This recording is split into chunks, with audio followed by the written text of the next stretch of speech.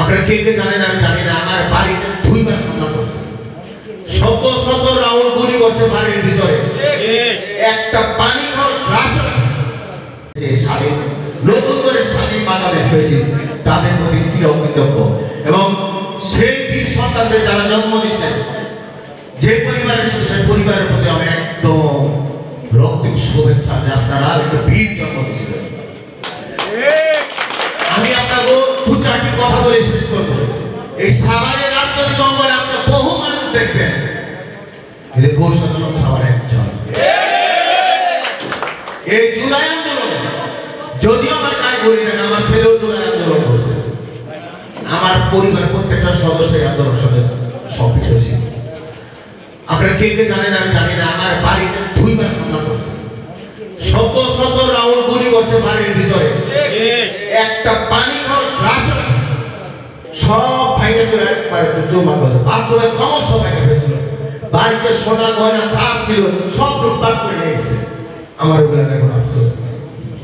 আমরা যেরকম বাংলাদেশ চাইছিলাম, ত্যাগ পীড়িতা রক্ত জীবনের বিনিময়ে আমরা সেরকম একটা বাংলাদেশ পাইছি। তাই আমি আমার জায়গাতে বলতে পারি, জুলাই যোদ্ধাদের প্রতি সারা জীবন আজীবন সম্মাননা থাকবো আমার। কিছুক্ষণ আগে আমার বন্ধু মাইনাঙ্গালি বলল বিভিন্ন কথা, একদম কষ্টের যে বলছে, ওর ছেলেটাও এই আন্দোলনে শহীদ হয়েছে। আমি বলি, আমি সারা পৌরসভা ব্যবহার প্রার্থী, আমি একটা রাজনৈতিক দলের কর্মী, কিন্তু আপনারা আপনাদের জায়গা থেকে একটা জিনিস মনে করবেন, ধর্ম পড়ে উঠে যদি সাভারে কেউ আসবে সেটা আমি যদি সাভারে ব্যবহার হই, আমি আপনাকে কথা দিলাম, যতগুলা সাভার পৌরসভা শহীদ হয়েছে প্রত্যেক শহীদের নামে একটি করে রাস্তার নামকরণ করা হবে।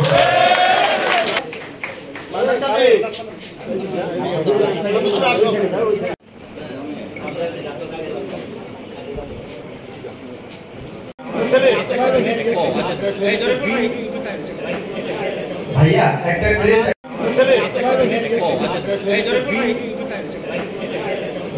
একটা ওয়াইফ হিসাবে সম্মান জানাইলাম, সবসময় আমাদের পরিবারের কেউ আছেন?